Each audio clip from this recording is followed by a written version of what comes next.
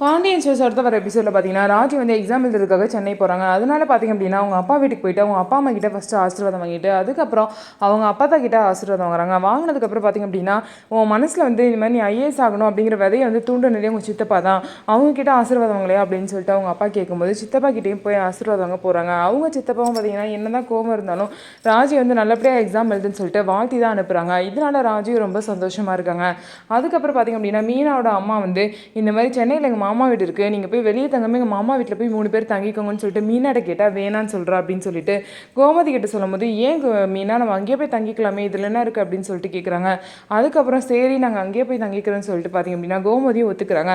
உடனே மீனா அது ரொம்ப டார்ச்சரான வீடு, எங்கள் மாமா அத்தனை ரொம்ப ஸ்ட்ரிக்ட் அப்படின்னு சொல்கிறாங்க. பரவாயில்ல நம்ம தங்க போகிறது கொஞ்ச நாள் தானே பார்த்துக்கலாம் அப்படின்னு சொல்லிட்டு கோமதியும் பார்த்திங்க அப்படின்னா சொல்லிடுறாங்க. இதனால் 3 பேரும் அவங்க மாமா வீட்டில் தான் போய் தங்க போகிறாங்க.